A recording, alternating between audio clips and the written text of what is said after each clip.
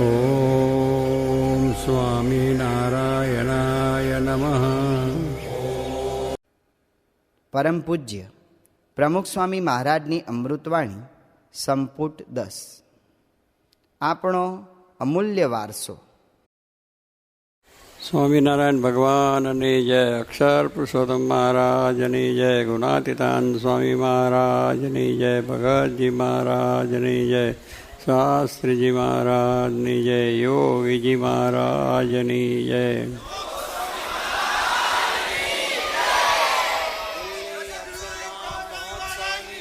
જય જય જય.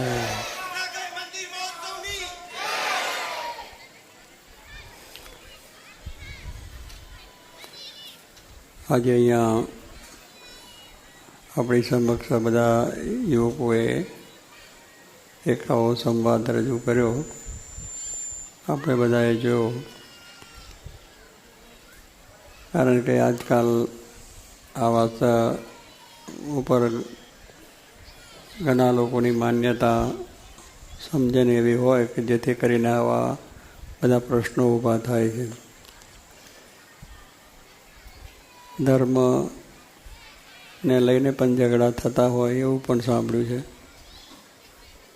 પણ જો દરેક મનુષ્ય પોતાના ધર્મની અંદર પોતાના ગ્રંથોને બરોબર જો સમજે તો પછી કોઈ પ્રશ્ન જ નથી.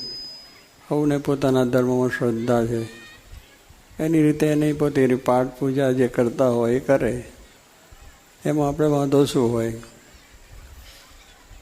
પણ મારો ધર્મ નાનો મોટો એવું આપણે કરીએ એટલે જરા તકરાર થાય. બીજું કંઈ જે માણસોને ધર્મમાં શ્રદ્ધા ના હોય, મંદિરોમાં શ્રદ્ધા ના હોય, એને પણ એવા વિચાર આવે કે આ બધું નકામું છે, પથરા કડકવાને આ બધી લગતી મૂર્તિઓ પધરાવીને નિશ્ચિત જરૂર છે. જરૂર તો માણસને દરેક વસ્તુની જરૂર છે, એની આપણે આવશ્યકતા છે, તો એને માટે આપણે ઉદ્યમો કરીએ છીએ, બધું જ કરીએ છીએ. કારણ કે જે જાતની સગવડો જોઈએ એ સગવડો માટે આપણે બધું જ કરીએ છીએ. સ્કૂલો કોલેજો કરીએ છીએ, દવાખાના પણ કરીએ છીએ, પછી આપણે જે બધા કેટલીક જાતની જે સગવડો હોય એ બધું જ જોઈએ છે. અને એની પાછળ ખર્ચા પણ કરવા પડે છે. દેશના રક્ષણ માટે મિલિટરીને પણ રાખવી પડે છે, કરોડો રૂપિયા છે. શિક્ષણ કરવા માટેના આપણે કેટલા પૈસા ખર્ચવા પડે છે. હવે આવી બધી વસ્તુની જરૂર છે જ, એની કોઈ આપણે ના નથી, અને કરવાય પડે ખર્ચ. કારણ કે આ સમાજ એને આખો દેશ એને આપણે વધારવો છે, તો એ વિચાર ના કરીએ કંઈ કરવું જ નથી. એની મેં તે થઈ જશે, છોકરા ભણી લેશે એવું કંઈ કહેવા નથી. મિલિટરીની જરૂર છે, પોલીસ વ્યવસ્થાની જરૂર છે, કોર્ટોની પણ જરૂર છે, વકીલોની પણ જરૂર છે. એવા દરેક ખેતીવાડીની અંદર પણ આપણે બધું કરવા માટે ઇનિશિયેટિવ કરવી પડે છે. એટલે કોઈ ક્ષેત્ર એવું નથી કે ત્યાં જરૂર ના હોય, અને એને કરીએ જ છીએ, એને કરવાની જરૂર છે. અને એની પાસે શ્રદ્ધા છે, તો શ્રદ્ધા છે કે આપણે કરવું છે, થાય છે.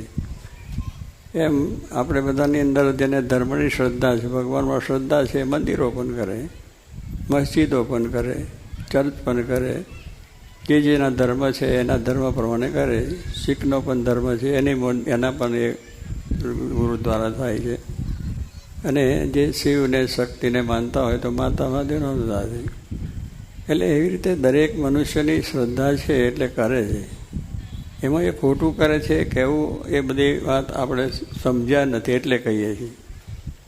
એ જરૂર નથી. સમાજના બધા અંગ છે. સાધુ સંતો એ પણ સમાજનું અંગ છે. જેમ આજે રક્ષણ માટે પોલીસ જોઈએ છે, કાયદો છે એને પાલન કરવા માટે આ બધું ઘણા કરવા જોઈએ. વ્યસનો છે એને મુકાવવા માટે કરોડોનો ખર્ચો આપણે કરવો પડે, અને વ્યસનો તો ચાલે જ છે, એને ક્યાં બંધ થાય. અને ખર્ચા પણ એના ખૂબ કરીએ છીએ. તો કહેવાનું શું છે કે આવા બધા ખર્ચાનો આપણે વિચાર આવતો નથી, અને એને માટે કરોડો રૂપિયા આપણે ખર્ચી દઈએ તો અહીંયા આપણે કોઈને વિચારને પ્રશ્ન થતો નથી. પણ મંદિરો થાય છે એને માટે પ્રશ્નો થાય છે. એટલે શું કે પોતે ધર્મને સમજ્યા નથી, બીજી રીતે પણ જે પોતે આ સમાજની અંદર જરૂરિયાત છે એવી એક આ સમાજ છે, એની અંદર મંદિરોની જરૂર છે અને સાધુઓની જરૂર છે. કારણ કે આપણે ભારત દેશ છે એ અનાદિથી જ આ વસ્તુને માનતો આવ્યો છે. હિન્દુ ધર્મની અંદર બધાને ગમે તે પોતાના ઈષ્ટદેવ હોય કે બધા ફોટા બહુ છે, બધા કહે છે આ બધા ભેગા થઈને તમે કરો, દરેકને ફોટા શી જરૂર છે. પણ તમે દરેક ધર્મો જુઓ, ફોટા છે જ. સમાજ જેમ મોટો થાય એમ એમાં જુદું પડવાનું થાય અમુક રીતે. ક્રિશ્ચનમાં કેટલા બધા ફોટા છે, મુસ્લિમ ધર્મોમાં પણ છે.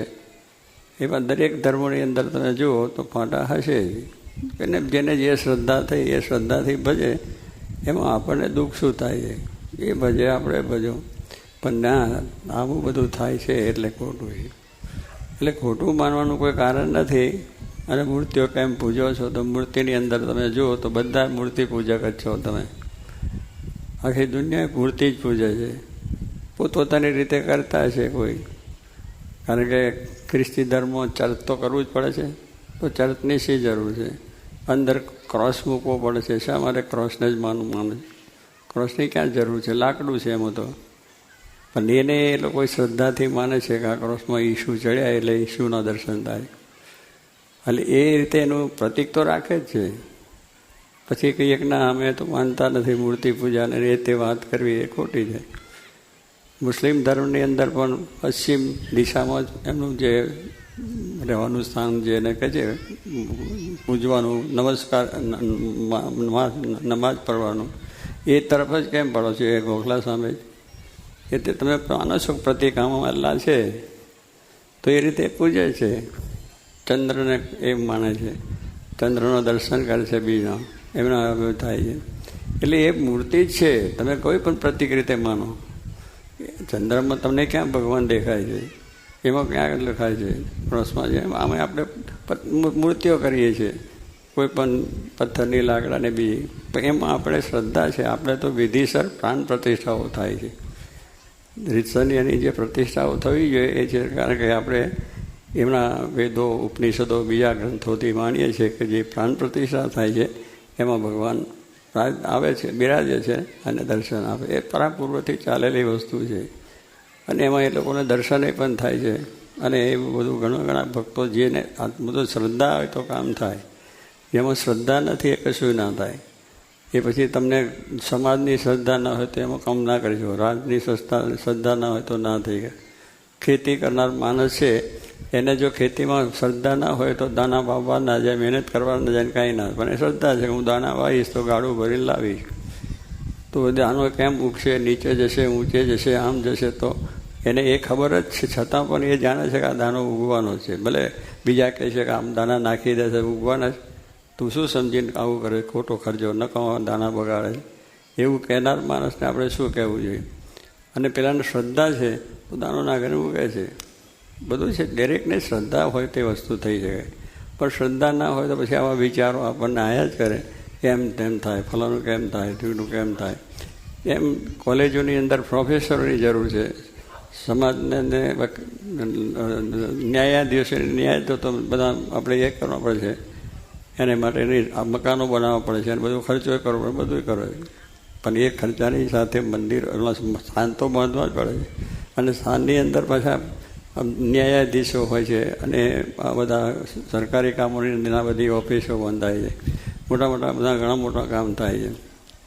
આપણે ત્યાં બધા પાર્લામેન્ટ શું કા કરવી પડે, ધારાસભા શું કા કરવી પડે, બેસીને બધા ઝાડ ઉપર નીચે બેસીને ના થઈ શકે. એ આપણે બોલીએ એ ખોટું થાય છે પણ સમજાતું નથી. એનું જે જાતનું યોગ્ય હોય એ રીતે થાય તો જ એ કામ થઈ શકે. અને એ રીતે જ એને, એટલે કહું છું કે પાર્લામેન્ટની જરૂર છે, અને ન્યાયાધીશોની છે, અને ધારાસભ્યોની જરૂર, બધી વસ્તુની જરૂર છે. બધામાં જ આપણે પંચાયતો છે, પંચાયત ઘરો ગામ થઈ જાય છે. પણ કે એને પૈસા શું કાને ખર્ચે, ઝાડ નીચે એ ન જ થાય. એને માટેનું એવું સ્થાન, યોગ્ય વ્યવસ્થા હોવી જ જોઈએ તો જ એ કામ એમનું થઈ શકે. બધા છે અધિવેશનો આપણે કરીએ છીએ, અધિવેશનની અંદર લાખો રૂપિયા જાય છે. એટલી વ્યવસ્થા કરવી પડે છે, એટલા માણસો એમાં રોકાવા પડે છે. કેમ શું કરવા કે દેશનું આપણે કંઈક વિકાસ થાય એની વિચારણા કરવા માટે. એટલે એ આપણે ન જાણતા એટલે કે આ ખોટો ખર્ચો કરે, પણ એ દેશમાં બેઠા છે, દેશનો કેમ વિકાસ થાય એ રીતનું આયોજન કરે છે. એટલે એટલો ખર્ચો કરે એ બરાબર છે, પણ ખોટો ખર્ચો કરી નાખ્યો છે એટલે આપણે માનીને બેસી ગਏ. આપણા ઘરમાં આપણા નહીં કહ્યું કે ભાઈ આપણા મોટા મોટા સમારંભો કરીએ, લગ્નમાં કેટલા ખર્ચા કરે છે, પાર વગરના ખર્ચા થાય છે લોકો. તો એ બધા ખર્ચાને આપણે કોઈ જોતા નથી ને પછી બહુ આપણે વાત કરવી કે આ બધું ખોટું થાય. ખોટું નહીં, બધું જ ભગવાનની ઈચ્છા બહુ સારું થાય છે માનીને આપણે એ પ્રમાણે આ બધી નરકામાં શું વિચારો નથી, અંદરની જે આપણે અશાંતિ અને બધું થાય છે. તો આ પ્રમાણે જગતની અંદર આ ધર્મ એ પણ એક વસ્તુ છે. ધર્મની અંદર નીતિ આવે છે, દયા આવે છે, અને એ પ્રમાણે કોઈ પણ જીવની હિંસા ન કરવી. આજે કેટલા જીવોની હિંસા થાય અને એના કેટલા મોટા ખર્ચાઓ થાય. તો એ તો બધું આપણે પોસાય છે. તો પછી એ પોસાતું હોય તો મંદિરો શું, એમાંથી જ સંસ્કાર મળે છે, એમાંથી માણસ સારું થતું હોય. એની અંદરથી માણસો એવા સંસ્કારી થશે તો એના કામમાં કાજમાં સમાજમાં કંઈ શાંતિ થશે, રાષ્ટ્રમાં થશે. એટલે કંઈ બધો સમાજ સુધરી જાય છે કે એવું નથી. એ તો બધા આપણે કરીએ ગમે એટલા આજે વ્યસનો માટે અને આવા બધા જે કંઈ છે જુગારના અડ્ડા બધા એ બધું ખરાબ જ છે ને. કાયદો પણ કરીએ છીએ અને કાયદો કરી છે છતાં આપણે થોડા માણસોને લઈને પકડીને જેલમાં નાખીને બધું કરીએ પણ છે, છતાં પણ એ તો ચાલે જ છે. એટલે કંઈ આવા બધું આ કામ ખોટું થઈ ગયું છે. જરૂર છે એમાંથી જેટલા થયા એટલા સુધર્યા, એને પકડ્યા, એને કંઈ કર્યું, બીજું ત્રીજું બંધ કર્યો. એમ મંદિરો છે એના સંતો છે, એટલે સંતો ફરે છે. જેટલા માણસો એમાંથી બચ્યા એટલે જેટલા એને વ્યસન મુકાઈ ગયા, ધર્મને માર્ગે ચાલ્યા, સત્યને માર્ગે ચાલ્યા, એટલા તો સારું. દુનિયામાં બધા જ છે એના કરતાં એ સારા થયા. એટલું કામ તો થયું જ છે ને. પણ ના, બધું ત્યાં જઈને નકામો જ થાય, સમય બગાડે છે. સમય તો બધામાં જ બગડે છે. આપણે કેટલું કામ કરીએ છીએ તો એ પૂરું થતું નથી. શિક્ષકો બધા કંઈ સારા છે, છતાં પણ આપણે એ ચલાવીએ છીએ, એની પાછળ કરોડ રૂપિયા ખર્ચીએ જ છીએ. 2-3 જણા હોય એટલે કંઈ સ્કૂલ કાપી નાખવાની નથી, પેલા ભાઈએ કહ્યું એમ. અને બધું દુનિયામાંથી શિક્ષણ જ બંધ કરી દેવું એવું નથી હોતું. હોય 2-3-4 જણા એ સુધારવાનો, એને તમે સુધારવા પ્રયત્ન કરો. એમાં સામાજિક દરેક કાર્ય છે, જરૂર ન છે. એમાં બધું એવું હોય, ડૉક્ટરોમાં હોય ને અધિકારીઓમાં હોય ને બધા પ્રધાનો થાય છે એમાંય હોય ને બધા માણસ છે, માણસો ભૂલો કરવાના છે. એટલે એ પણ બંધ ના થાય. એ તંત્ર છે એને ચલાવવું જ પડે, ગમે એમ કરીને પણ એને કરવું પડે. એમ મંદિરોમાં કંઈ 2-4 ઠેકાને કોઈ ધર્મના ત્યાં સ્થાનોની અંદર જોવામાં આવ્યું એટલે ખોટું છે, બધું આમ છે તેમ છે. અરે ભાઈ, બધું ધર્મય ખોટો નથી, ભગવાને ખોટા નથી, મંદિરોય ખોટા નથી. એ બધા જ જરૂર છે. 1-2 વ્યક્તિને જોઈને આખું કામ કરતાં ખરાબ છે એવું નહીં.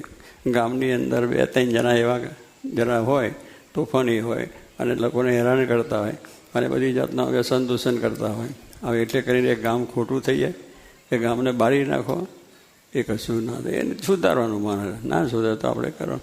પણ આવી બધી માન્યતાઓ છે એટલે મંદિરો ઉપર ધાંસ આવી જાય. જ્યારે હોય ત્યારે મંદિરોની ઉપર ધાંસ.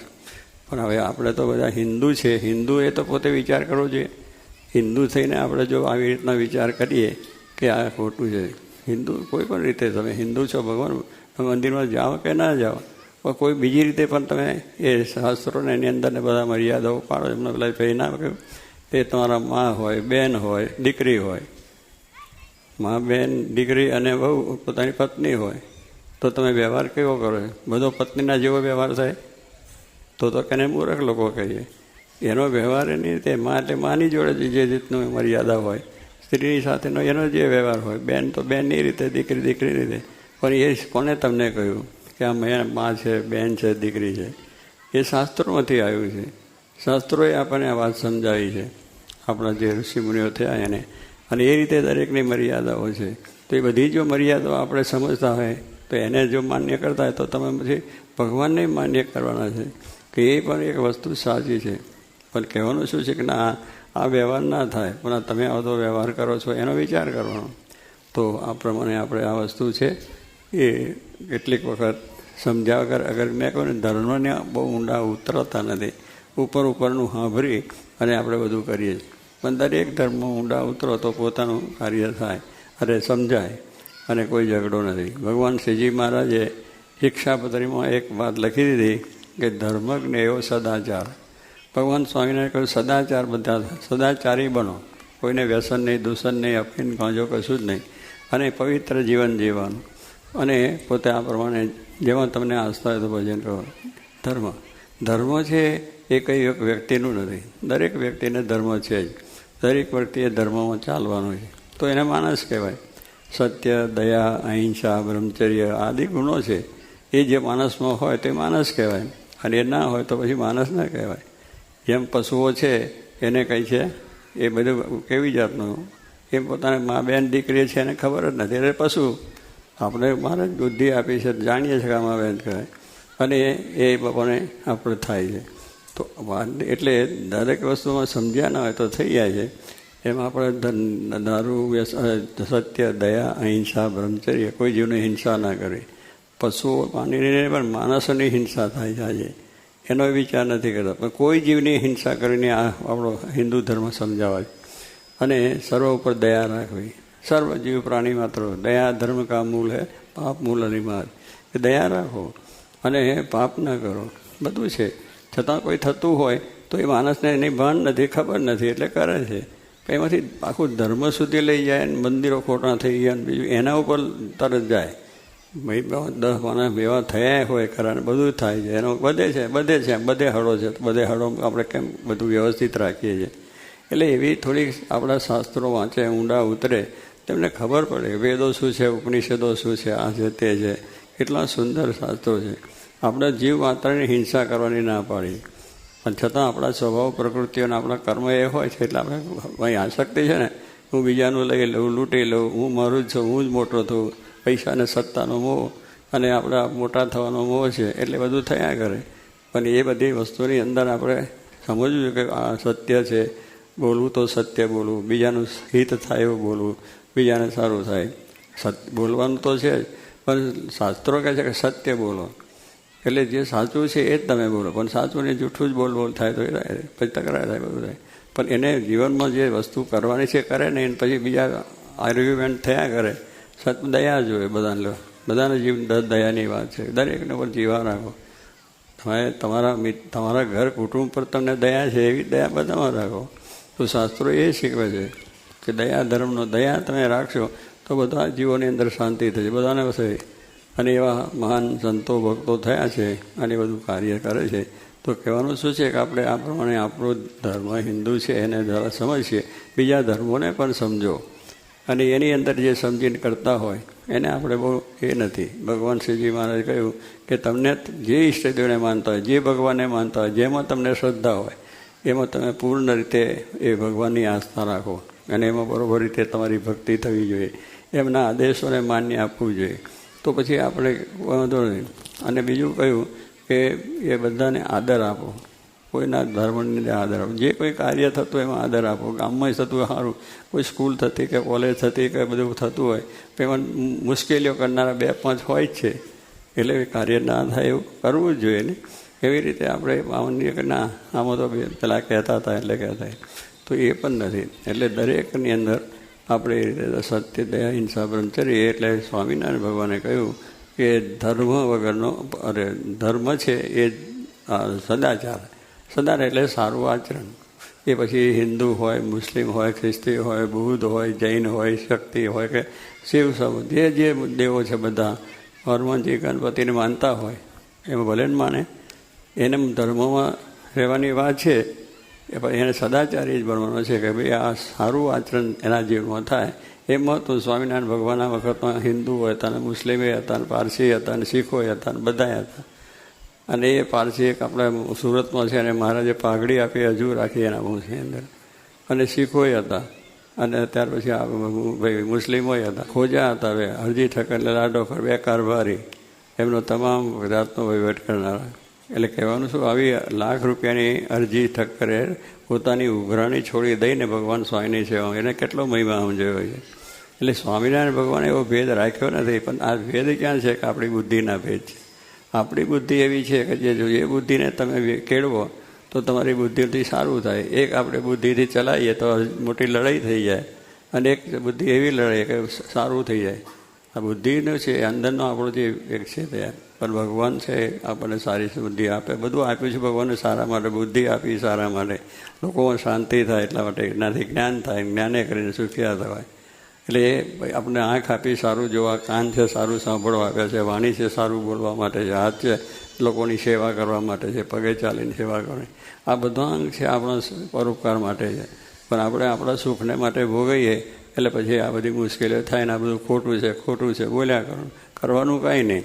અને જે બોલે છે એમને એક પૈસો કોઈ દર આપવાનો હોય નહીં. ધર્મની બાબત કે જે ધર્મને માનતા એમાં આપતા ના હોય, પણ બધાની વાતને કે આ ધર્મ ખોટો છે બંધ થઈ જાય. ભાઈ તમે કેટલું કરો તો ખરા, તમને જ્યાં ના ભાવ તો કંઈ નહીં, પણ બોલશો તો નહીં, એ મોટી સેવા છે માણસને. એટલે આવી બધી વસ્તુનું સમજાય નથી, એટલે થાય છે. હું મહારાજને પ્રાર્થના કરીએ કે આપણે પોતપોતાના ધર્મમાં સારી રીતે રહેવું, બીજાના ધર્મ પ્રત્યે આદર આપવો, અને કોઈની નિંદા કરવી નહીં કે આવો છે ને આ ધર્મ છે ને આ માણસ આવો છે ને આ ફલાનો એવો છે ને દીકરો, કંઈ કરવાની જરૂર નહીં. તમે તમારા સામું જોયા કરો કે આપણામાં કેટલી ભૂલો છે, આપણે કેટલા ખરાબ છે, આપણે કેવી રીતે કરીએ છીએ. આપણે પોતાનું જુઓ તો તમે આગળ વધી શકશો. તો બીજાનું જોશો તો પછી લડાઈને ઝઘડા થાય, એટલે આપણો વિકાસ નહીં થાય. એટલે પોતાના સામે દ્રષ્ટિ રાખીને સમાજનું કાર્ય કરો, કે રાષ્ટ્રનું કાર્ય કરો, કે કોઈ પણ તમે કાર્ય કરો, અને ધર્મનું કાર્ય કરો, પણ તેમાં તમે પોતા જુઓ કે આમાં મારી ક્યાં આગળ ખામી છે. એ જોયા કરશો તો આગળ વધાશે, પણ બીજાનું જોયા કરશો તો આગળ વધાશે નહીં. તો આપણે એ રીતે આવા ધર્મોની અંદર શ્રદ્ધા રાખીને આપણે જે ધર્મને માનતા હોય એની દૃઢતાપૂર્વક એનું પાલન કરવું, એના નિયમો છે શાસ્ત્રોમાં કંઈ એ પણ પાલન કરવું, અને પછી મહારાજની ભક્તિ કરીને આપણું વ્યવહારિક કાર્ય કરી અને આપણું જીવન ધન્ય બનાવીએ. ધન્ય એટલે શું? કે શરીર છે એનાથી આપણે મોક્ષ પ્રાપ્તિ કરવાની. જનહિતાય, મનુષ્ય શરીર છે એ મનુષ્યના હિતને માટે, એટલે મનુષ્યો જે છે એનો હિત થાય, એનું સારું થાય, એની મદદ કરીએ, એને બધી રીતે આપણે સારી રીતે એના કાર્યમાં સહકાર આપીએ. આ બધું આપણે કરવાની વાત છે. એટલે શું? જનસેવા, એટલે સમાજ સેવા કહીએ છીએ, રાષ્ટ્ર સેવા કહીએ છીએ, આ બધી સેવાઓ છે. પણ એમાં કેવી રીતે સત્ય, દયા, હિંસાની રીતે રહીને તો એ વાળું થઈ જાય. તો કે છે એ દયા. તો એવી રીતે આપણા જીવનની અંદર દૃઢતા કરવાની છે કે જનહિત અને આત્મકલ્યાણ, એટલે પોતાના આત્માનું કલ્યાણ કઈ રીતે થાય એ આપણે કરવા માટે મનુષ્ય શરીર બે કામ કરવાનો છે. એક તમે સમાજ સેવા, રાષ્ટ્ર સેવા કરો, કુટુંબ સેવા કરો, વ્યવસાય કરો, ધંધો જે કરો એમાં બધાનું હિત કેમ થાય એ વિચાર રાખો. અને બીજું છે આત્માના કલ્યાણ માટે, એ આપણે પોતાએ કરવાનું છે. ભક્તિ છે, સત્સંગ છે, કલ્યાણ માટે ભગવાનને સંત આસ્પૃત્યું, એને જ ભગવાન જ્યારે પૃથ્વી પર આવીને આપણું કલ્યાણ કરવા. યદા યદા હિ ધર્મસ્ય, ગીતામાં કહ્યું છે જ્યારે જરૂર પડે આવે છે તો એવા સંતો આવે છે, મહાન આચાર્યો આવે છે, ભક્તો, દરેક સંપ્રદાયમાં એવા મોટા મોટા જે નેતા આવે છે ધર્મગુરુઓ, એની રીતે એ વર્તીને કામ થાય છે. એટલે આપણે પણ એ રીતે સમજીને એ બધા આવ્યા છે અને એમને જે ધર્મને આદેશો આપ્યા છે એ આદેશ પ્રમાણે ચાલીએ તો આપણું પણ કલ્યાણ થાય. ભગવાનની ભક્તિ કરીને આજ્ઞાનું અને જ્ઞાન, જેને કહે છે જ્ઞાન જે છે એ કયું? આત્માને પરમાત્માનું. આ તો વિદ્યા આપણે ભણીએ છીએ એ તો આપણા ભણી ગણીને એમાંથી આપણે દેશનો વિકાસ થાય, મોટા ઉદ્યોગો થાય, પૈસા થાય, સમૃદ્ધ થાય, એ થાય. અને પણ એ બધું ત્યાં રહી જવાનું છે, એ કંઈ દેહ સાથે આવવાનું નથી. આવશે જે પુણ્યને પાપ કહે છે ને, પુણ્ય કર્યું છે પણ સાથે આવશે, અને પાપ કર્યું બે. પાપ કર્યું છે તો પાછું આપણા લક ચોરાશે, અને પુણ્ય કર્યું છે તો ભગવાનની સેવામાં. આ બે વસ્તુ છે. તો આપણે આવો વિચાર કરીને લોકોને મદદરૂપ થવું, સમાજની સેવા, રાષ્ટ્રની સેવા થઈ અને ધર્મની સેવા કરીને ભગવાનને રાજી કરીને આત્માનું કલ્યાણ કરવું, આ રસ્તો આપણે બતાવ્યો છે. માટે અત્યારનો પ્રસંગે જે આપણે સંવાદ રહ્યો છે એ આજનું ચિત્ર છે. લોકો આવી રીતે જરા બોલતા હોય છે, એ જરા જાણવા માટેની આ વાત છે. પણ આપણે બધા એ દ્રઢતાથી કરીએ કે જેથી કરીને આપણા જીવનમાં શાંતિ થાય અને બધી સમાજમાં અને રાષ્ટ્રમાં પણ શાંતિ થાય, એ જ પ્રાર્થના.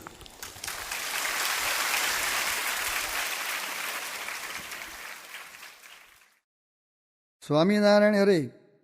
વચના અમૃત, ગઢડા મધ્ય પ્રકરણનું 25મું. વાસનિક ત્યાગી અને નિર્વાસનિક ગ્રહીનું. સ્વામિનારાયણ હરે. સંવત 1879 શ્રાવણ બધી છઠને દિવસ સ્વામી શ્રી સહજાનંદજી મહારાજ શ્રી ગઢડા મધ્યે દાદા ખાચરના દરબારમાં દક્ષિણાદે દ્વાર ઓરડાની ઓસરીએ ઢોલિયા ઉપર વિરાજમાન હતા અને સર્વ શ્વેત વસ્ત્ર ધારણ કર્યા હતા અને પોતાના મુખારવિંદની આગળ મુનિ તથા દેશ દેશના હરિભક્તની સભા ભરાઈને બેઠી હતી. પછી શ્રીજી મહારાજે સર્વે પરમહંસને કહ્યું, જે સાંભળો, અમે એક પ્રશ્ન પૂછીએ છીએ. જે એક તો ભગવાનનો ભક્ત ત્યાગી છે ને દેહ કરીને તો સર્વ વર્તમાન દ્રઢ રાખે છે ને અંતરમાં તો વિષય ભોગવવાની વાસના અતિશય તીખી છે, તો પણ દેહ કરીને તો ભ્રષ્ટ થતો નથી, એવો તો ત્યાગી છે.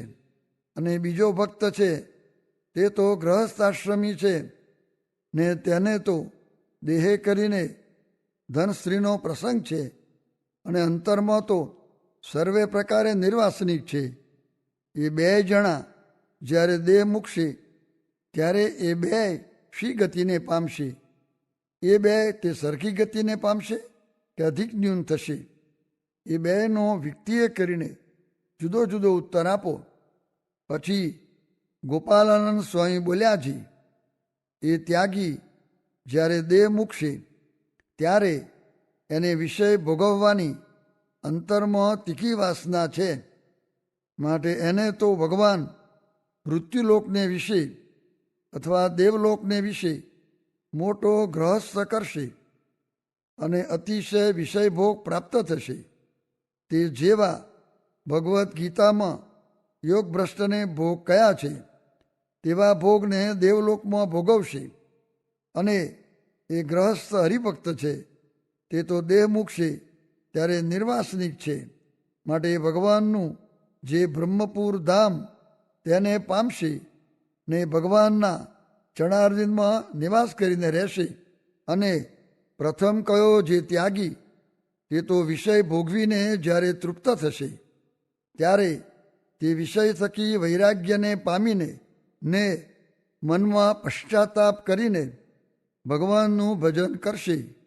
પછી નિર્વાસનિક થઈને ભગવાનના ધામમાં જશે. પછી શ્રીજી મહારાજ બોલ્યા છે, ઠીક કહ્યું, એનો ઉત્તર એ જ છે.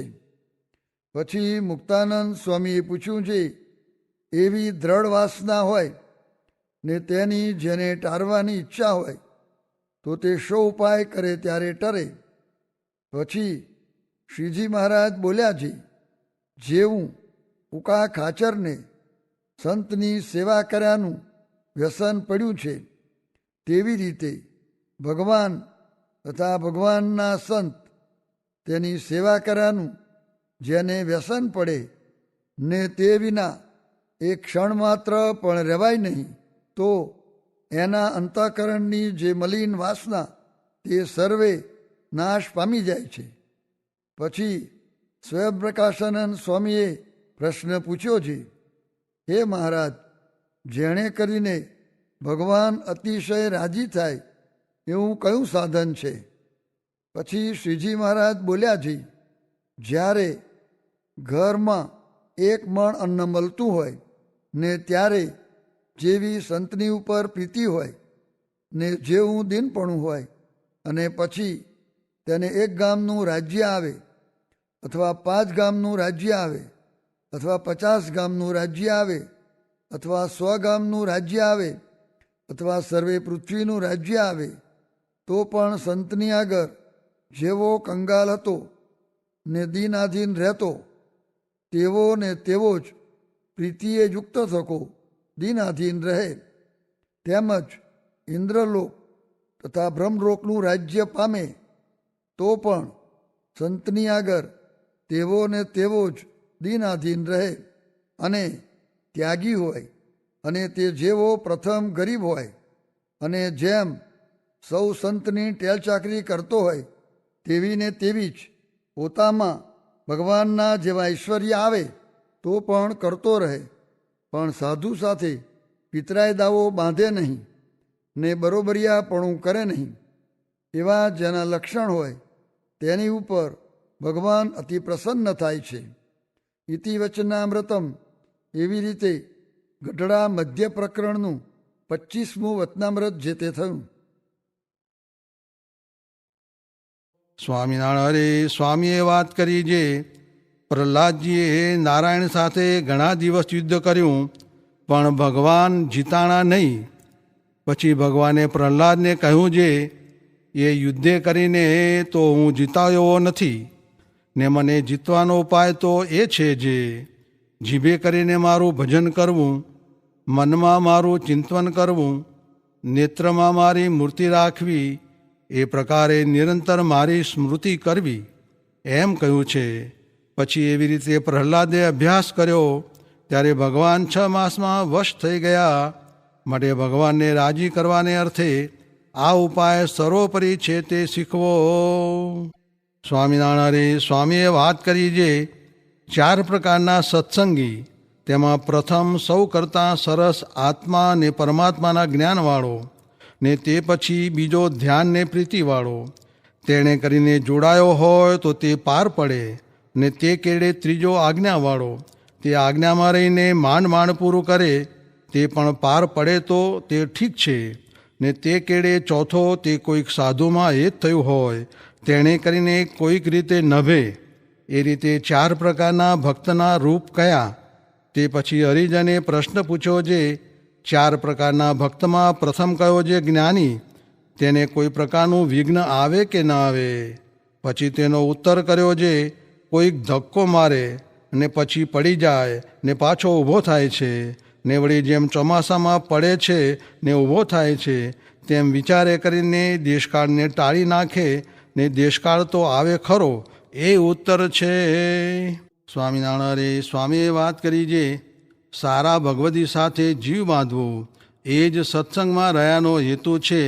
પણ એકલી ભક્તિ સત્સંગમાં રહ્યાનો હેતુ નથી, ને જ્ઞાન વિના તો સર્વે કાચું છે. ને સારા ભગવદી સાથે જીવ બાંધ્યો હતો તો કરશનદાસને ને મહાવીર્યાનંદને સત્સંગમાં રાખ્યા, ને તે વિના તો રાધેશ્વરાનંદ ને હિરણ્ય ગર્ભાનંદ ગયા, ને અમીરે પણ ઘણી ભક્તિ કરી હતી તો પણ તે ગયા. એ વાતો વિસ્તારે કરીને કહી. સ્વામિનારાયણ સ્વામીએ વાત કરી જે સત્સંગમાં બરોબરિયાપણું સમજવું નહીં, ને બરોબરિયા થવું નહીં, ને બરોબરિયા સમજવા એ જ ખોટ છે. સ્વામિનારાયણ સ્વામીએ વાત કરી જે દેહ પડી ગયો એટલે શું થયું, પણ જીવ ક્યાં મરે છે. એ તો સાધુ થવું ને સાધુતા શીખવી ને સ્વભાવ મૂકવા એ કરવાનું છે. પણ મરી ગયા એટલે થઈ રહ્યું ને કરવું બાકી ન રહ્યું એમ ન સમજવું. સ્વામિનારાયણ હરે સ્વામીએ વાત કરી જે મુમુક્ષુ જીવને જ્ઞાન પણ થાય ને હેત પણ થાય ખરું, પણ સત્સંગમાં કુસંગ છે તે એનું ભૂંડું કરી નાખે છે, માટે તે ઓળખવો. સ્વામિનારાયણ હરે સ્વામીએ વાત કરી જે સુરતથી મહારાજ ચાલ્યા, તે કીમ નદીમાં ઉતર્યા. ત્યાં ભારે ભારે સુખડા થાળ ભરીને બ્રહ્મચારીએ મૂક્યા. ત્યારે મહારાજ કહે આપણે ત્યાગી આવું ન ખવાય. પછી સાથવો મંગાવ્યો, તેમાં પણ સાકર ન નાખી ને મીઠું ને સાથવો જમ્યા. સ્વામિનારાયણ હરે સ્વામીએ વાત કરી જે મહારાજે તો પંપોળીને રાખે તેની પાસે રહેવું નહીં એમ કહ્યું છે. પછી સૂજે તેમ કરો. અમે તો આત્માનંદ સ્વામી બહુ ટોકતા તેની ભેળે રહ્યા, ને બ્રહ્માનંદ સ્વામી ભેળા રહેતા તે નીકળ્યા, ને તે કહ્યા વિના ખોટ જાય નહીં. ને જ્યાં સારી સારી રસોઈ મળે ત્યાં વારે વારે જાય. પણ કેવડાત્માનંદ સ્વામી તો જો કોઈ પાકી રસોઈનું કહે તો તેને કહેશે જે જુનેગઢથી સ્વામીનો કાગળ મગાવ્યો છે, તે આજ્ઞા આવશે ત્યારે લેશું. એમ બાના કાઢીને ચોખ્ખી ના કહેવી, ને દાળ રોટલા લેવા, ને પછી 2 દિવસ રહીને ભાગી નીસરવું. પણ ગળ્યા, ચીકણા, ચોપડ્યા, વઘાર્યા, ધુઘાર્યા તે ખૂબ તળુસુઈને સૂતા. તેણે કરીને વધશે કામ અને ક્રોધ. ને આપણે તો ધર્મામૃત, નિષ્કામ શુદ્ધિ ને શિક્ષાપત્રી એ 3 ગ્રંથ પ્રમાણે રહેવું એમ મહારાજે કહ્યું છે. તે મહારાજની રુચિ પ્રમાણે રહેવું. બ્રહ્માનંદ રહેનો ભલો રૂખમે એમ કહ્યું છે. તે 3 ગ્રંથથી વધુ લુગડું કે પદાર્થ રહેશે કે ખવાશે તો બંધન થશે, ને એનો તો આગળ જવાબ લેવાશે. સ્વામિનારાયણ હરે સ્વામીએ વાત કરી જે મંદિરમાં બીજા માણસ ભલે હોય પણ એક માણસને ઉદ્વેગ કરે ને ધન સ્ત્રીનો પ્રસંગ રાખે તેને તો ન જાય તો પણ કાઢી મૂકવો. અને મહારાજને એક રહેણીએ રહીને જે મરે તે બહુ ગમે, કેમ જે ભાવ ફરી જાય. માટે સાધુને વિશેથી ને ભગવાનને વિશેથી તે ભાવ ફરવા ન દેવો, મરને થોડું કરવું. સ્વામિનારાયણ હરે સ્વામીએ વાત કરી છે, આ પંચ વિષય રૂપી અઘાસુરે જીવને ગળી લીધા છે. મહારાજ કહે, જો બધાએ પ્રભુ ભજે તો બપોરે મોતૈયાનો વરસાદ વરસાવીએ. તે જે દી કહે તે દી ગોળના ખાંડના જે કહે તે વરસાવીએ, પણ જીવ માળા લઈ બેસી શકે નહીં.